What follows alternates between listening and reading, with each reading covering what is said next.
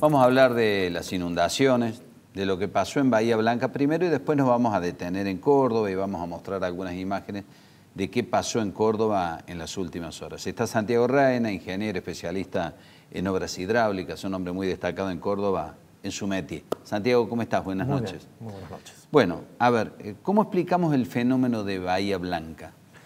Bueno, Bahía Blanca es un fenómeno donde tenemos que pensar en algo anómalo, un evento muy extremo. O sea, es una lluvia claramente extraordinaria, eso no hay ninguna duda.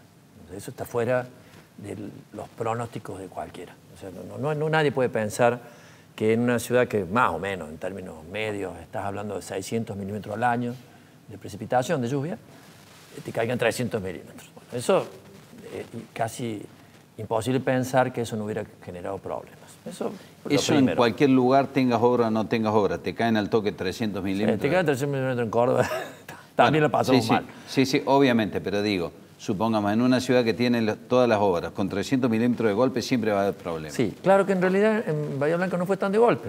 Y ahí viene el problema de que no tuvieron en cuenta en Bahía Blanca. Para hacerlo fácil, Bahía Blanca tiene una zona más alta, que se llama el Alto, tenés toda la zona de la ciudad, que es más o menos pareja entre 17 y 20 y pico de metros sobre el nivel del mar, y el mar está ahí al lado, ¿no? Al lado, en la Bahía Blanca. Si llueve en lo que se llama, lo que genera después inundaciones pluviales por lluvia, y llueve muchísimo, bueno, eso como un plato, se llena de agua, no importa que llueva más rápido o más despacio, se termina llenando, y ahí sí que importan los drenes naturales, los drenajes naturales que tienen. Ahí tiene dos arroyos. Hay dos canales, ¿no? Sí, que están canalizados, son dos arroyos naturales. Tipo la Cañada, digamos, para poner un ejemplo. Claro, más chicos, pero bueno, muy poco cuidados en el sentido que hay que limpiarlos, hay que mantenerlos abiertos para que pueda llevar el agua. Y con pendientes muy bajas. Después de repente la pendiente se hace muy grande y cae directamente al mar. Tiene también ahí algunas interrupciones por obras del hombre, ferrocarril, línea de ferrocarril, la ruta 3, todo eso que ayuda a guardar el agua, justamente lo contrario. Entonces ahí, ¿qué es lo importante? Bueno, desde el punto de vista de las obras, ayudar a que drene rápido. Sí, porque después vamos a poner ese título, ese zócalo, cuántos milímetros soporta Córdoba, porque ahora nos vamos a detener, señor director, en Bahía Blanca. Perdón, Santiago. Entonces, bueno, ahí viene el tema, uno tiene que generar obras que drenen. No importa que drenen tan rápido. El problema de las obras de Córdoba es que tienen que ser muy grandes porque tienen que drenar muy rápido, porque Córdoba todo es rápido, es rapidísimo, es una cuenca rapidísima, son cuencas lentas. Pero después le entramos de lleno a Córdoba. Bueno, entonces, ¿qué te ocurre? Esto que ocurre en Bahía Blanca es más parecido a lo que pasa en la provincia de Córdoba cuando se inundan las ciudades de nuestro este, nuestro sudeste, que están en un charco y el charco queda varios días y todo se daña. Bueno, el tema ese es más parecido a ese. Ahora, si se hubieran mantenido bien limpios y mejorado los cauces de estos canales, arroyos, la situación hubiera sido distinta. De hecho, algunos de ellos hasta lo entubaron, uno de los peores errores, porque le disminuyó la capacidad de transporte. Bueno, ahí claramente no se lo tuvo en cuenta eso. Y si uno escucha en la planificación, lo que se actuó y todo lo demás, uno ve que lo que debe hacerse, que es un plan de acción durante emergencia, que tiene un antes, un durante la emergencia y un después, no existe. ¿Por qué? Porque vos ves discusiones en el durante, con el durante lo que hay que hacer es poner toda la carne en el asador, ves que nadie pensó antes, había informes, había una cantidad de cosas que decían que esto podía ocurrir, cosas como estas, y que hay que mantener obras sencillas, porque te vuelvo a decir, si vos estás alto y tenés un bajo allá, que es el mar, tenés un lugar infinito para recibir todo el agua del mundo. O sea, no es un lugar, no es el problema de otros lugares donde no sabes dónde llevar el agua porque no tenés a dónde llevarla.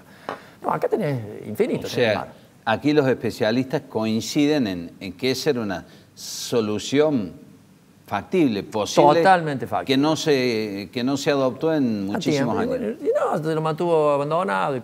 Es parecido en algún sentido, aunque las realidades son distintas, lo que ocurrió en La Plata. Una zona baja, se inunda, La Plata peor, porque ¿qué le ocurre? Estaba en una zona cercana a una zona que es de humedales, sube el río, llueve mucho, no tenés cómo drenarlo. Y encima los drenajes no los mantenés, están todos sucios. La Cañada es algo maravilloso, el que pensó la Cañada en su momento y lo construyó, hay que levantarle algún monolito y agradecerle. Lo mismo en el Río Primero, o sea, en la situación nuestra. Pero digamos, en Bahía Blanca, ¿qué te ocurre? Como el agua está mucho tiempo, te empieza a hacer daño por el tiempo en que está. Nosotros estamos muy acostumbrados al daño por la velocidad con que escurre y que se lleva los autos, árboles, todo, te corta los puentes se atoran justamente por toda esta basura, mugre, todos los problemas que tenemos. Pero es rápido lo nuestro, eso nada que ver. Ello es lento y ahora, el daño lo va a hacer por el tiempo. Decís, en Bahía Blanca cayeron 300 milímetros, pero no tan rápido. Bueno, empezó a llover a las 4 de la mañana y habrán caído 200 y pico hasta las 7. Pero el promedio de lluvia de Bahía Blanca son 589 milímetros. ¿Llovió más de la mitad? No, era una barbaridad lo que cayó. Lo que quiero decir es que lo grave es la cantidad por el tipo de inundación. Si hubiera caído un poco más rápido, un poco más lento, hace más daño si es más rápido, sin ninguna duda. Pero queda estacionada. El daño también lo causa por el hecho que queda estacionada. De hecho, todavía hay lugares que están bajo el agua. Sí, General Serri, bueno, varios. Y eso varios no ocurriría nunca en Córdoba, en la ciudad de Córdoba. En la provincia de Córdoba, el sitio ocurre. Sí, en la Pampa Gringa sí. Claro, a eso yo me refería. Es más parecido ese tipo de inundación a lo que ocurre en la Pampa Gringa, que bien mencionas vos, con el defecto de que ahí sí tenés un dren natural que es el propio mar. O sea, tenés el mar al lado. Ahí faltaban obras básicas que eran muy fáciles de hacer. Son canales. Limpiar los canales que tenés y hacer otros más. De hecho, si uno ve donde las correntadas fueron más grandes, son algunas calles que funcionaron de canales naturales y, por supuesto, descargan. Bueno, estábamos viendo lo que pasó, por ejemplo, en Porto Alegre, los últimos fenómenos muy fuertes, y la mayoría de los especialistas que he entrevistado vinculados al clima me dicen que estamos en presencia de cambio climático, que no se puede negar. Eso, por eso te decía. Por más que Trump diga que no, Milei diga que no, el cambio climático nos está golpeando la puerta. Existen tres tipos de negacionistas. Uno son los que niegan el hecho. Esos son unos estúpidos, y punto. O sea, que hay cambio climático, lo hay. Hemos tenido unos calores ananones brutales, las lluvias estas no son comunes, son anómalos. Existen los que niegan que el hombre sea responsable de esto, y existen los que dicen que se va a arreglar solo. Los últimos dos no sirven para nada, ni los unos ni los otros. El problema está justamente en que esto es un problema global que nos afecta localmente. ¿Qué podemos hacer para evitar esa brutal lluvia de Bahía Blanca? Nada. A nivel local. A nivel mundo, todo. O sea, es una locura que el mundo siga en un camino que nos lleva, no digo al suicidio, pero pasarla mal. A mí me gusta la montaña, hago montaña, hace poco crucé la cordillera de punta a punta y vos ves los glaciares desapareciendo, pero desapareciendo a la vista de la vida de uno. No estoy hablando de... Sí, hay que llevarle a los chicos pronto para que por lo menos los vean como los vimos nosotros. Antes vos decías 5.000 metros, nieves eternas. 5.000 metros, nieves eternas, ¿dónde? Tenés que ir a 6.000 metros para encontrar. Subí a la Concagua ves el tipo, no digo de zapatillas, pero casi. Y vos vas a ver que no hay nieve arriba de la Concagua, no hay nieve. Hay pedazos enteros que no hay. Y eso es lo más alto del continente americano y uno de los lugares más altos del mundo. O sea, es una realidad. Que hay quienes la niegan y hacen un daño terrible. Es como los antivacunas o los terraplanistas. Están en la misma categoría. El problema que tiene es que tiene que ver con una manera de ver la ciencia y la tecnología que es muy rara, que es de esta época.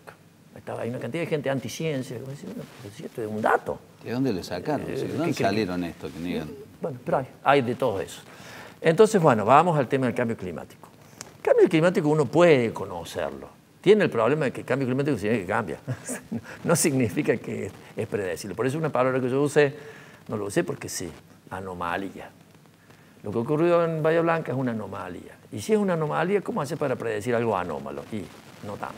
Pero entonces tenés que revisar tus cuentas, tus datos hidrológicos y decir, ¿qué puede llegar a ocurrir aun cuando sea medio anómalo? Es decir, esos datos raros que antes uno no les hacía caso, hay que mirarlos, porque pueden ocurrir. Como pudo ocurrir una epidemia, y la tuvimos, fue una pandemia. Bueno, entonces hay que revisar todo eso. Bueno. Y revisar todos los estudios que tenés para verificar tus obras. Para ver qué pasa si viene eso, que obviamente no es deseable. Bueno, esto requiere de más inversión, de más obras de saneamiento y de especialistas, de gente que conozca, puesta a manejar la cosa, no de un político que ocupa un cargo, porque hay muchos políticos que van pasando de cargo en cargo polifuncionales y para algunas cosas directamente no pueden estar sentados ahí. Y no, porque por ejemplo, como te decía, un plan de acción ante emergencias habla de un plan.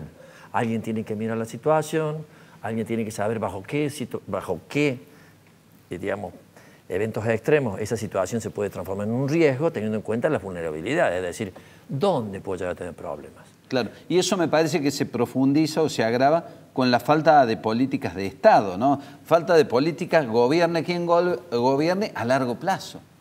Por supuesto. Te doy un ejemplo. Salió hoy algo que te emociona mucho, esta enfermera que ayudó a bebés que estaban en una... Sí, la entrevisté antes de ayer en la el entrevista. sí. Bueno, realmente un caso que impresiona mucho. Pero la pregunta es, ¿esas incubadoras estaban donde tenían que estar? Subsuelo. Claro, a uno se pregunta todo eso. Todo eso hay que mirarlo antes. O sea, uno no... Está bien, esto es maravilloso, el heroísmo es algo bello. Bebé con el agua a la cintura. Sí, todo eso no se discute y no es responsabilidad de la enfermera ni de los médicos que hay fueron actos de heroísmo, toda la gente ayuda. Todo eso es magnífico, pero antes de eso, con la cabeza fría, tenemos que decir, che, ¿dónde podríamos llegar a tener problemas? Eso es algo que hay que analizarlo. Entonces, para eso tenés un plan. Tenés que estudiar cuáles son las amenazas. Acá la amenaza estamos hablando de lluvia, sin duda. Y lluvia que después se transforma en caudal y que genera líos. Más allá que sea torrencial, más allá que sea pluvial, lo que fuera, pero lluvia que va a generar líos, que se transforma en agua, en caudal, en que se mueve, o que inunda algún valle, algún pozo, algún cuenco. Bueno, para ese plan necesitas gente que estudie, gente que trabaje tranquila. Por ejemplo, hoy tenemos una gran cosa, estamos ahí viendo, sí, los distintos lugares, aunque parezca feo, esos lugares donde se ha inundado la ciudad, para el técnico, son valiosísimos, porque dice, acá es un lugar para tener en cuenta. Vamos a hacer una pausa, te propongo, y vamos a volver para hablar de Córdoba, ¿te parece? Yo mezclo todo, ¿no? Sí. Bueno, pero es que un tema está vinculado con el otro, claro que sí. Arrancamos por Bahía y venimos a Córdoba tras la pausa. Vamos a hablar de Córdoba. Si te parece, Santiago, te pido, vamos a compartir algunas imágenes de lo que hemos vivido en nuestra ciudad con el fantasma de Bahía Blanca al toque. Bueno, la calle Spilimbergo, en Tablada Park. Eso que estamos viendo ahí es Villa Páez, el agua a la cintura de este señor, una vieja estanciera semi-hundida, la gente desesperada. La Intercountry, que separa Córdoba con Calera, vean la cantidad de agua. En algunos lugares 60, 70, 80 centímetros, en otros 1 metro. Bueno, el agua ingresó a las casas, no hubo víctimas que lamentar. Santiago, ¿cuántos milímetros se banca nuestra ciudad seguido? ¿Está medido, no está medido? ¿Tiene zonas que sabemos que se van a inundar sí o sí? Describime un poco Córdoba en este sentido. Bueno, Córdoba depende, yo te decía que hay casi tres tipos de inundaciones. Si vos considerás la zona que está pegada al río Primero, por suerte, no solo por suerte, por todo el trabajo que se han hecho, a pesar de que vengan precipitaciones grandes, tenemos un dique arriba que nos cuida y tenemos unas protecciones muy importantes, no pasa nada. Las costaneras se inundan, están hechas para que se inunden, si viene mucha agua, no pasa nada. O sea, siempre y cuando avises, no se meta por las costaneras, que igual se lo va a llevar el agua. Las costaneras son inundables, inclusive sí, con precipitaciones. La costanera que utilizamos para llegar y salir del centro. Sí. Y eso hay que tenerlo claro. Quizás habría que hacer una mejor información a la sociedad, o sea, no sé, medio, qué sé yo, aplicaciones de WhatsApp, cosas por el estilo, que lo tienen otros países y otros lugares frente a las emergencias, porque esta emergencia va a ocurrir permanentemente. O sea, la lluvia esta no ha sido una lluvia muy extraordinaria, para nada. Es un evento que puede ocurrir una vez cada 5 años, no pasa nada. Después tenés otros lugares que son más planos, entonces ahí el agua te inunda y se queda un rato largo, por ejemplo la zona más sur de la ciudad, y a veces si no tenés buenos drenajes, y queda el agua y tarda un rato largo en bajar. ¿Cómo es el plano de Córdoba, si lo tuviésemos que describir? ¿El sur es plano? Sí, más o menos. O sea, si uno ve, a medida que uno se va hacia la zona de La Pampa, las pendientes son más bajas, las escorrentías son mucho más lentas, todo tiende hacia los dos grandes canales que tenemos, la Cañada. Y tenemos la zona noroeste más accidentada, ¿no? Claro, es accidentada y ahí es muy parecido, si uno hace memoria, el tipo de situaciones que ocurren ahí, algo que ocurrió hace 10 años en Villa Allende, Unquillo, Río Ceballos. Entonces ahí en Sierras Chicas es muy rápido, hace daño rápido y se va rápido. Entonces los que están ahí están acostumbrados, le ponen unas tablas para que el agua no les entre en la casa, cuidan el auto, que no se lo lleve. Y ahí es muy importante el aviso temprano, para que la gente pueda actuar.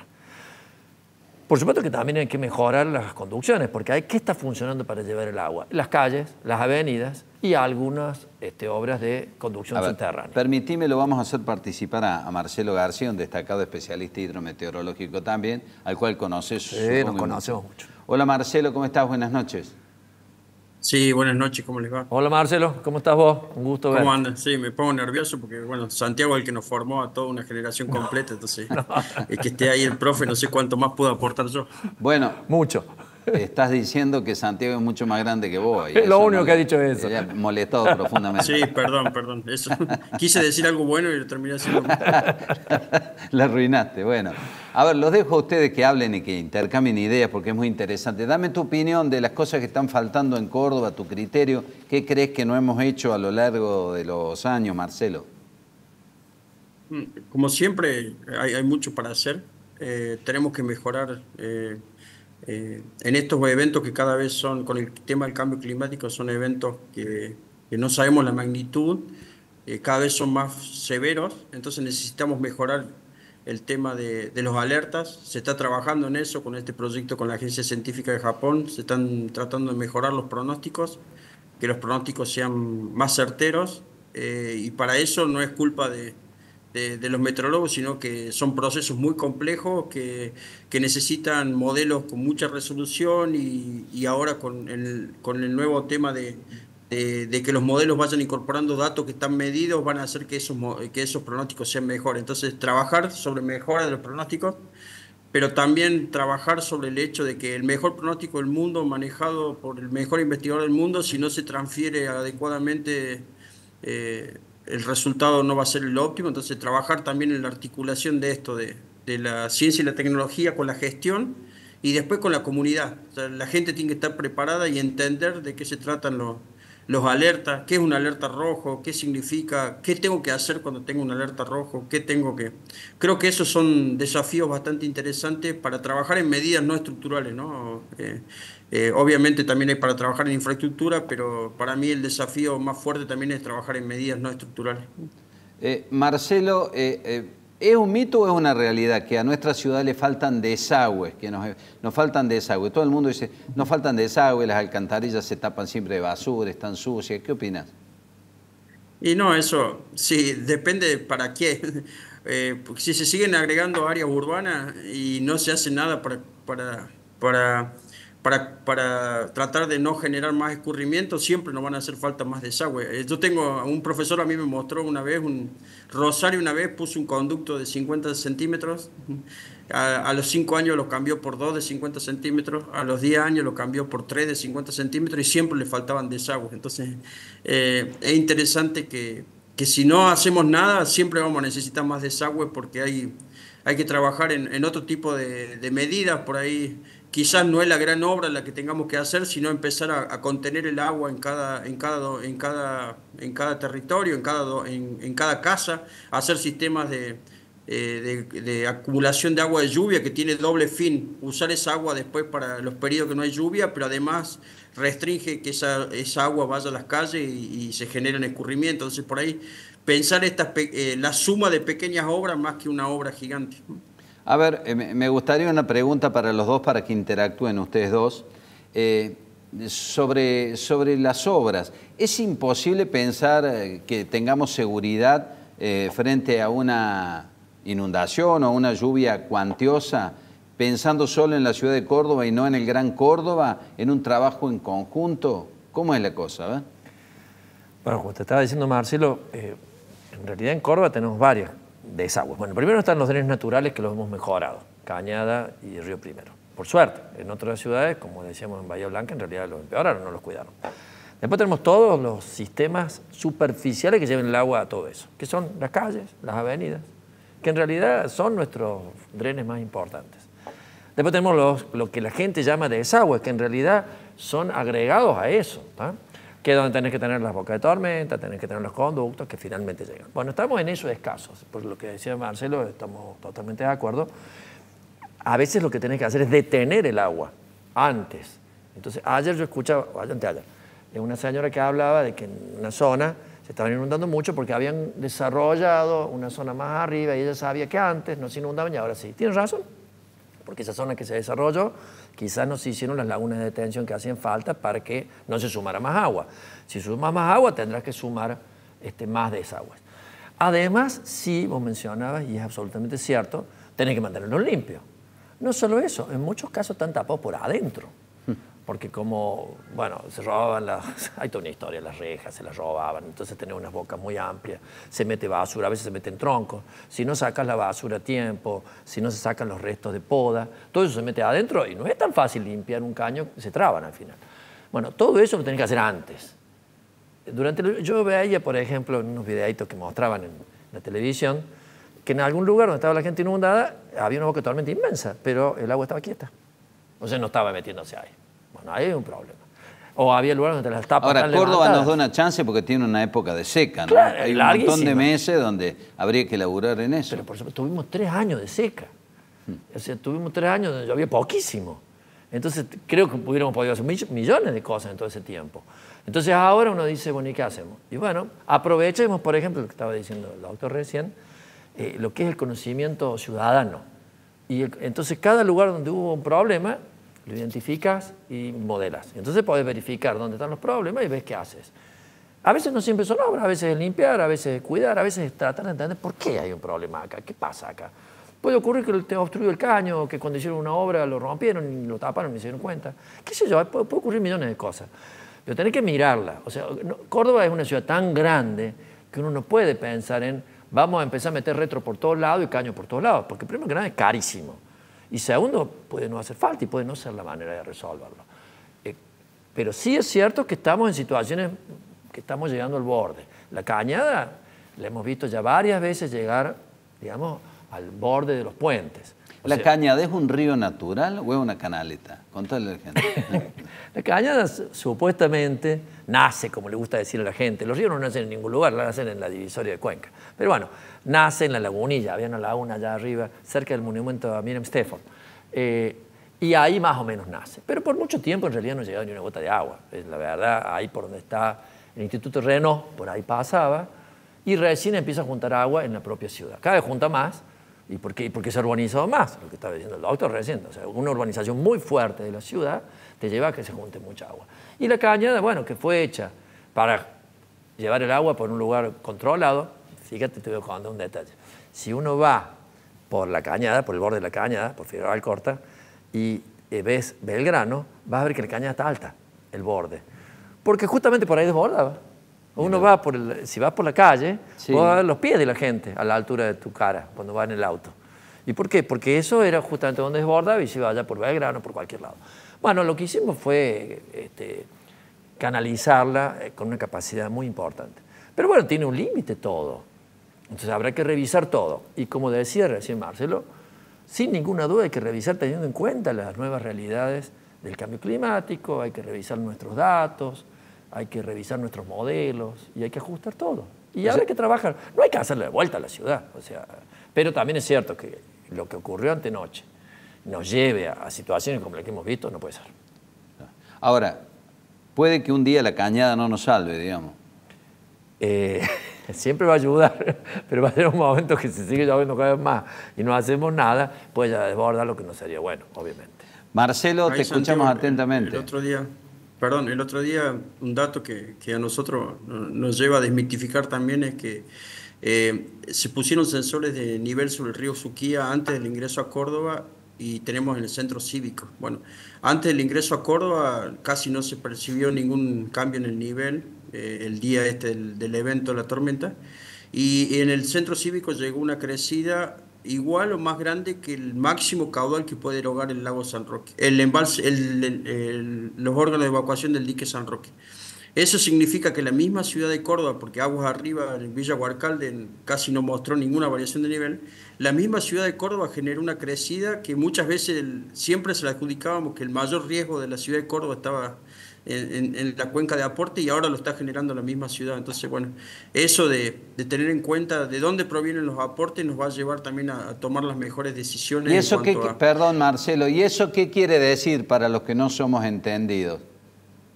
No, que estamos generando ahora niveles de escurrimiento en la ciudad de Córdoba muy altos, porque todo se urbanizó, como decía Santiago ahí, se urbanizó estas 10 gotitas de agua que antes con un bosque nativo, de cada 10 gotitas de agua, 7 se infiltraban y 3 escurrían.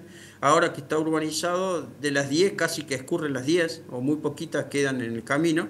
Entonces tenemos cada vez más escurrimiento. Entonces, antes los escurrimientos que por ahí los aportes mayores al río Suquía provenían de su cuenca alta, ahora lo está generando en la misma ciudad el escurrimiento de la ciudad propia. ¿M? Y eso en la Cañada también. O sea, quizá ahora los grandes escurrimientos de la Cañada lo está generando la propia área urbanizada que está alrededor de la Cañada.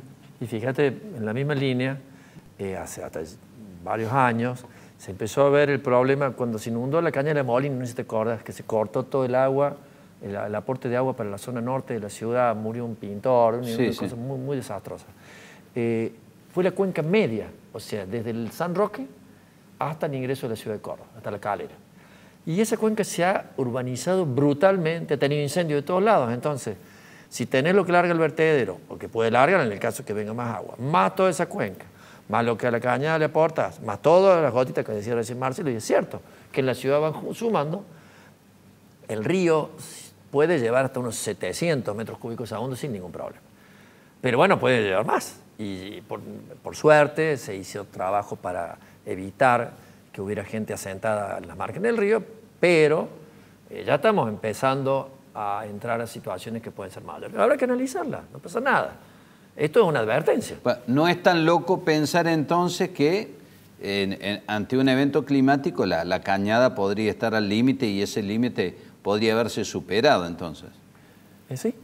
De hecho que ha estado casi al límite. O sea, un conducto que llega hasta el borde en los puentes, eso es casi tu límite. Eso, por otro lado, eso no permite que ingrese agua de los costados. Entonces te empieza a inundar las zonas por donde va. No porque la cañada le largue agua, sino porque no tiene cómo drenar. El agua que desemboca ahí no puede drenar. No puede entrar. Entonces, sí. La cañada es las cosas que hay que mirar. Habría que, qué sé yo, hay que hacer cosas, pero hay que mirar primero. La gente dice, vamos a hacer obras. Y yo le digo, mira, entre el verde hormigón y el verde verde, no dejes de mirar primero el verde verde. O sea, no penses tanto en el verde hormigón. Hay que recuperar por ejemplo, en Sierra Chica, particularmente en la zona de Punilla, los incendios han sido brutales en los últimos años. Brutales. Yo camino mucho por la sierra y uno ve zonas enteras que están peladas. Bueno, eso es agua que pasa de largo, esa es agua que te daña la capacidad del San Roque de guardar el agua y devolverla después más despacio. Esa es agua que en vez de infiltrar y llenarte los acuíferos para que tengas agua en el invierno, en los ríos, hay agua que pasó de largo, erosiona, daña, todo. Bueno, entonces hay que cuidarlo. O sea, el cuidado es mucho más grande. Y hay gente que piensa todas estas cosas. O sea, no tengo que volver loco porque hay cambio climático. Tenemos que evitar lo que se pueda para hacer menos daño y ver todo esto. Bueno, ¿cómo impacta en la situación de la ciudad la explosión demográfica de Gran Córdoba? No sé, por ejemplo, Malagueño explotó, La Calera explotó, están detonadas de obra, country, barrio privado, los housing en Villa Belgrano, a la vera del río Suquía. Bueno, ¿cómo le pega todo eso a la ciudad? Bueno, lo que estabas viendo recién, estaba diciendo Marcelo, o sea, la ciudad ahora, eso es parte de la ciudad, si esté dividido o no, es lo de menos, cuestión política. La realidad es que esto es agua que finalmente cae y mucho más rápido al río. Porque, como te comentaba, toda esa zona es lo que nosotros consideramos zonas de crecidas torrenciales, va rapidísimo. El intercountry, bueno, es una cantidad de agua que la lleva, suma eso a todos los otros lugares que está llevando agua y la situación se va haciendo más complicada. En la zona sur, normalmente las pendientes son más bajas. ¿Qué tenés? Y bueno, que se inunda, pero el agua tarda más tiempo en drenar y sumarse. Pero sí que se va empeorando. Marcelo, ¿algo que quieras agregar sobre esta cuestión, por favor? No, y que animarnos a pensar soluciones diferentes también. Ayer, después de lo que pasó ahí en Villa Paz, nos acercamos, el grupo de trabajo se acercó a la zona y empezamos a hablar con los vecinos. Y muchas veces uno piensa en estas soluciones basadas en la naturaleza y en tratar de retener agua en los domicilios. Y uno por ahí piensa que la gente por ahí no se va a animar a este tipo de... Y la mayoría de las personas que estaban ayer en estos comedores que se habían armado para apoyar a estas personas vulnerables, todas acordaban en que era una buena solución y estarían dispuestas a implementarlo. Entonces, bueno, si si personas en condiciones de vulnerabilidad están dispuestas a hacerlo, con más razón la gente que tiene más acceso a recursos, entonces empezar a pensar en soluciones que no son las soluciones habituales y que primero que la comunidad entienda de dónde se originan los procesos, qué podemos hacer para mejorarlo y que todos nos animemos a implementar este tipo de soluciones. Bueno, yo estoy excedido en tiempo, pero estoy muy enganchado con el tema y ya que los tengo a los dos, les quiero preguntar sobre otra cuestión que, por ejemplo, en Radio Mitre los oyentes plantean siempre, cada vez que hay lluvia y cada vez que hay sequía. A Córdoba le faltan más diques, hay que hacer más diques, hay que hacer más diques. ¿Hacer más diques es la solución? Bueno, la pregunta, no se puede, porque no hay dónde. O sea, los diques necesitan, cuando uno enseña sobre diques, un dique es una barrera para el agua. Y el rol más importante es guardar el agua para cuando no hay agua, porque Córdoba tiene épocas de mucha sequía y épocas donde necesita agua, o sea, lo mueve en el tiempo el agua. Y necesita un lugar donde puedas hacer esa barrera. O sea, necesitas lo que nosotros llamamos un cierre. Y un vaso, es decir, un valle donde puedas guardar el agua. Bueno, todos nuestros vasos están ocupados, por lo tanto no hay dónde hacer diques. El único que se podría hacer es el de el anizacate, pero harías tanto daño y tendrías tan poca ventaja. O sea que ya no es fácil hacer diques, no hay dónde hacer los diques. Y la solución no pasa por ahí. Esas son las famosas soluciones estructurales frente a las no estructurales que mencionaba Marcelo, que por ahí resuelven mucho más. Sí, por ahí sí. Si pensamos que Córdoba tiene uno de los consumos más altos en la región, ¿para qué queremos más agua, no? Si vamos a tener más agua para seguir derrochándola, imagínense una medida no estructural como reducir el consumo un 20%, un 30%. Yo creo que es muy factible de hacer eso. Trabajar con la comunidad para reducir un 20, un 30% equivale a una obra millonaria y a un nuevo dique. Entonces, por ahí, en lugar de pensar obviamente, cuando lleguemos a un momento que digamos, bueno, la población ya no puede reducir más el consumo y necesitamos más provisión de agua, bueno, ahí sí trabajar. Pero en este momento, con los consumos elevados que tiene Córdoba, trabajar en la reducción del consumo me parece fundamental y equivaldría a una gran obra que tendría un costo muy alto y que se puede evitar si todos reducimos el consumo. Y tengo cortísimo, reuso. Las cloacas uno las puede tratar lo suficiente como para usarlas para riego. Entonces el agua que estás usando para regar, que la puedes usar para agua potable, no necesitas usarla para riego, sino que usas la propia agua que salga de la planta de Bajo Grande, para lo cual uno podría hacer obras para regar y regas con esa agua, tratada por supuesto. O sea, hay 1000 opciones más. ¿Tá? Muy bien, un gusto haberlos tenido. Marcelo, un abrazo. Chao Marcelo, un abrazo. Un gusto estar con vos. A la no, por favor, para mí un gustazo. Yo lo admiro mucho, Santiago. Una sorpresa, y, ¿no? Gracias por la Marcelo. Gracias también por la oportunidad de estar en los medios, porque me parece que estos días pensaba que lo equivalente a cuántas aulas estamos, Santiago, trabajando, lo vi mucho en los medios, y nuestra parte de formación docente no se debe restringir solo al aula, sino fuera del aula, y en eso creo que nos motiva a estar acá. Claro que sí. Abrazo, Marcelo. Gracias, Santiago, por haber venido. Gracias a vos, un gusto.